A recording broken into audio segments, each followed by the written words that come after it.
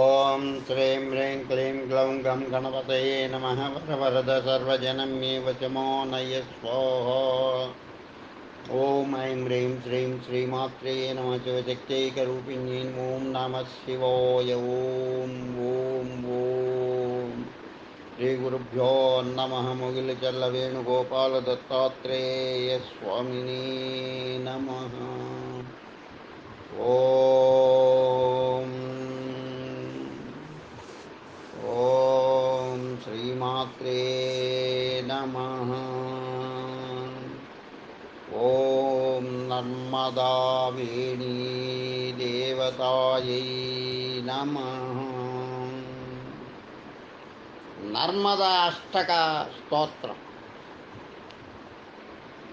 సబిందు సింధు సుస్థల తరంగ భంగరంజితం దిశక్షుపాపజాత జాతకాదివారి సంయుతం కృతాంతధూత కాలభూత భీతిహారి వర్మదే త్వదీయ పాద పంకజం నమామి దేవి నర్మదే.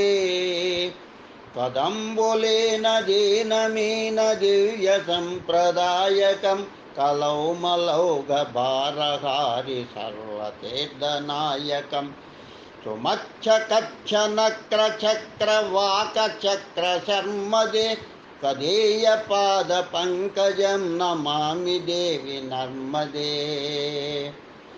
మహాగబేర నీరపూర పాపధూత భూతలం వనత్సవత్సపాతకారి దారితాపదాచలం జగల్లయే మహాభయే మృకండు సోను హర్మ్యదే తదేయ పాద పంకజం నమామి దేవి నర్మదే. గతం తదైవ మే భయం త్వదంబువేక్షితం యదా మృకండు సోను శౌనకాసురారి సేవితం సదా పునర్భవాబ్ది జన్మజం భవాబ్ది దుఃఖవర్మదే తదీయ పాద పంకజం నమామి దేవి నర్మదే. అలక్ష్య లక్ష కిన్నరామరాసురాదివం పూజితం సులక్ష నీరతీరధీర పక్షిలక్ష కూజితం వశిష్ట శిష్ట పిప్పలాది కర్దమాది శర్మదే తదీయ పాద పంకజం నమామి దేవి నర్మదే. సనత్కుమార నాటికేత కశ్యపాద్రిషట్పదైర్ధృతం స్వకీయమానసేషు నారదాది షట్పదై రవీందురంతి దేవదేవ రాజకర్మ శర్మదే తదీయ పాద పంకజం నమామి దేవి నర్మదే. అలక్ష లక్ష పాపలక్ష సారసాయుధం తతస్తు జీవజంతు తంతు భుక్తి ముక్తిదాయకం విరించి విష్ణు శంకర స్వకీయ ధామవర్మదే అదీయ పాద పంకజం నమామి దేవి నర్మదే. అహో ధృతం స్వనం శృతం మహేషి కేశ జాతటే కిరాతసూతవాడవేషు పండితే శఠే నటే దురంత పాప తాపహారి సర్వజంతు శర్మదే అదేయ పాద పంకజం నమామి దేవి నర్మదే. ఇదంతు నర్మదాష్టకం త్రికాలమేవ ఏ సదా పఠంతి తే నిరంతరం నయాంతి దుర్గతిం కదా ఉలభ్యతే దుర్లభం మహేశ ధామ గౌరవం పునర్భవ నర నవై విలోకయంతి రౌరవం. ఇది నర్మదా అష్టక స్తోత్రం సంపూర్ణం. ఓం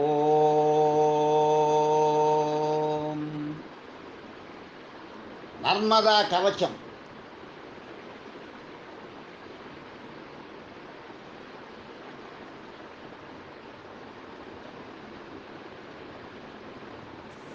ఓం లోక लोकसाक्षि जगन्नाथ संसारार्णवतारण ॐ लोकसाक्षि जगन्नाथ संसारार्णवतारणम् नर्मदा कवचं ब्रूहि सर्वसिद्धिकरं सदा ॐ लोकसाक्षि जगन्नाथ संसारार्णवतारणम् ॐ लोकसाक्षि जगन्नाथ संसारार्णवतारणम् नर्मदा कवचं ब्रूहि सर्वसिद्धिकरं सदा श्रीशिव उवाच साधु ते प्रभुतायै त्वां त्रिषु लोकेषु दुर्लभं नर्मदा कवचं देवी सर्वरक्षाकरं परं नर्मदा कवचस्यास्य महेशस्तु ऋषिस्मृतः छन्दो विराट् सुविज्ञेयो विनियोगश्चतुर्विधे ॐ अस्य श्रीनर्मदा कवचस्य महेश्वर ऋषिः विराट् छन्दः नर्मदा देवता बीजं नमः शक्तिः नर्मदायै कीलकं मोक्षार्थे जपे विनियोगः अथ करन्यासः ॐ ह्रां अङ्गुष्ठाभ्यां नमः ॐ ह्रीं तर्जनीभ्यां नमः ॐ ह्रूं मध्यमाभ्यां नमः ॐ ह्रैं अनामिकाभ्यां नमः ॐ ह्रौं कनिष्ठिकाभ्यां नमः ॐ ह्रः करतलकरपृष्ठाभ्यां नमः अथ हृदयादिन्यासः ॐ ह्रां हृदयाय नमः ॐ ह्रीं शिरसे स्वाहा ॐ ह्रूं शिखायै वषट् ॐ ह्रैं कवचाय हुम् ॐ ह्रौं नेत्रत्रयाय वषट् ॐ ह्रगहस्राय पट् ॐ भूर्भुवस्वरोमिति दिग्बन्धः अदध्यानम् ॐ नर्मदायै नमः प्रातर्नर्मदायै नमो निशि नमस्ते नर्मददेवी त्राहि मां भवसागरात् आदौ ब्रह्माण्डखण्डे त्रिभुवनविवरे कल्पदासा कुमारी मध्याग्नि शुद्धरेवा वहति सुरनदी वेदकण्ठोपकण्ठै श्रीकण्ठे कन्यारूपा ललितशिवजटा शङ्करी ब्रह्मशान्तिः सा देवी वेदगङ्गा ऋषिकुलतरिणी नर्मदा मां पुनातु इति ध्यात्वा अष्टोत्तरशतवारं मूलमन्त्रं जपेत् ॐ ह्रौं ह्रीं ह्रैं ह्रौं ह्रः नर्मदायै नमः इति मन्त्रः अथ नर्मदा गायत्री ॐ रुद्रदेहायै विद्महे मेकलकन्यायै धीमहि तन्नो रेवा प्रचोदयात् ॐ नर्मदाय नमः साहम् इति मन्त्रम् ॐ ह्रीं श्रीं नर्मदायै स्वाहा ॐ नर्मदायै नमः स्वाहा अथ कवचं ॐ पूर्वे तु नर्मदा पातु आग्नेयां हिरगिरिकन्यका दक्षिणे चन्द्रतनया नैऋत्यां मेखलात्मजा रेवा तु पश्चिमे पातु वायव्ये हरवल्लभ्या वल्लभा उत्तरे मेरुतनया ईशान्ये चतुरङ्गिणी ऊर्ध्वं सोमोद्भवा पातु अधो गिरिवरात्मजा गिरिजा पातु मे शिरसि मस्तके शैलवासिनी ऊर्ध्वगा नासिकां पातु भ्रुकुटे जलवाहिनी कर्णयो कामदा पातु कपाले चामरेश्वरी नेत्रे मन्दाकिनी रक्षेत् पवित्रा चाधरोष्टके दशनां केशवी रक्षेत् जिह्वां मे वाग्विलासिनी चिबुके पङ्कजाक्षी च घण्टिका धनवर्धिनी पुत्रदा बाहुमूले च ईश्वरी बाहुयुग्मके अंगुले कामदा पातु चोदरे जगदंबिका हृदयं च महालक्ष्मी कटितटे वराश्रमा मोहिनी जंघयो पातु झटे झटरे च ऊरस्थले सहजा पादयो पातु मंदला पादपृष्ठके धाराधरी धनं रक्षेत् पशून् मे भुवनेश्वरी बुद्धि मे मदना पातु मनस्विनी मनो मम अभर्णे अंबिका पातु वस्तिं मे जगदीश्वरी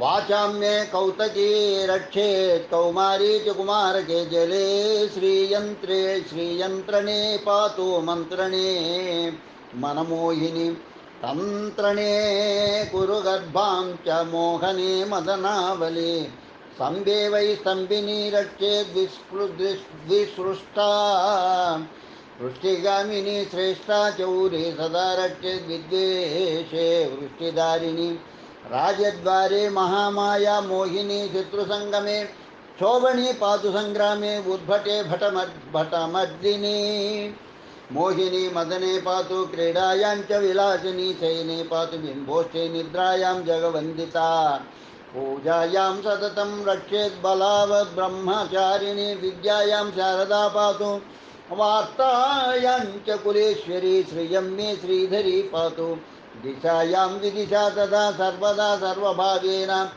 रक्षेद्वै परमेश्वरी इतीदं कवचं गुह्यं कस्यचिन्न प्रकाशितं सम्प्रत्येव मया प्रोक्तं नर्मदा कवचं यदि ये पठन्ति महाप्राज्ञा श्रीकालं नर्मदा तटे ते लभन्ते परं स्थानं यस्तुरैरपि दुर्लभं गुह्याद् गुह्यतरं देवी रेवायाः कवचं शुभं धनदं मोक्षदं ज्ञानं सबुद्धिमचलां श्रियं महापुण्यात्मका लोके भवन्ति कवचात्मके एकादश्यां निराकारो व्रतस्थो नर्मदा तटे सायाह्ने योगसिद्धिस्यात्मानः सृष्टार्धरात्रके सप्तावृत्तिं पठेद्विदान् ज्ञानोदयं समालभेत् कौमार्के रविवारे तु अर्धरात्रे चतुष्पदे सप्तावृत्तिं पठेद्देवी स लभेत् बलकामकं प्रभाते ज्ञानसम्पत्ते मध्याह्ने शत्रुसङ्कटे शतावृत्तिविशेषेण मासमेकं च लभ्यते शत्रुभीते राजभङ्गे अश्वत्थे नर्मदा तटे सहस्रावृत्तिपाठेन संस्थितिर्वै भविष्यति नान्या देवी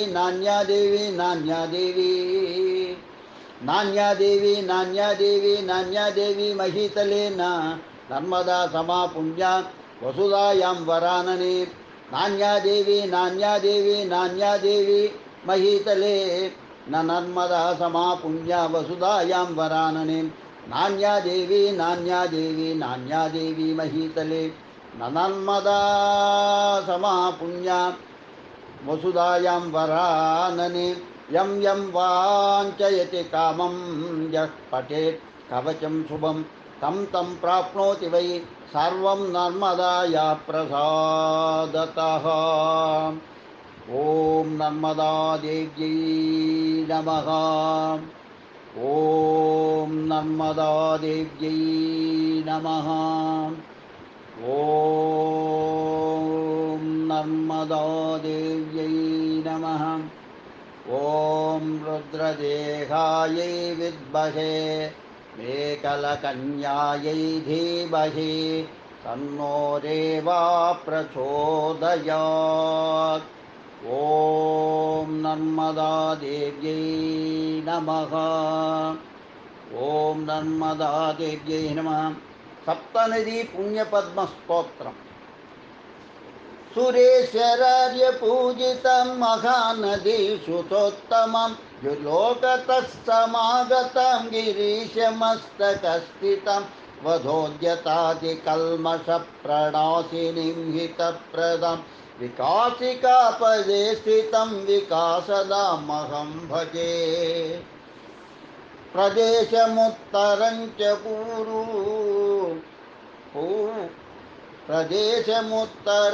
पूर्वं च देशसंसृशां त्रिवेणीसङ्गमिश्रितं नगस्ररश्मिनन्दिनीं विचेतनप्रपापनाशकारिणीं यमानुजं नमामि तां सुशान्तिदां कलिन्दशैलजाम्बराम्। त्रिनेत्रदेवसन्निधौ सुगामिनीं सुधामयीं महत्प्रकीर्णनाशिनीं सुशोभकर्मवर्धिनीं पराशरात्मजस्तुतां नृसिंहधर्मदेशगां चतुर्मुखाद्रिसम्भवां ऋगोधिकामहं भजे विपञ्चकौलिकां शुभां सुजैमिनीयसेवितां सुरुग्रुचा सुवर्णितां सदा शुभप्रदायिनीं पराञ्च वैदिकीं नदीं दृशद्वती समीपगां नमामि तां सरस्वतीं पयोनिधिस्वरूपिकाम् महासुराष्ट्रगुज्जरप्रदेशमध्यकस्थितां महानदीं भुवि स्थितां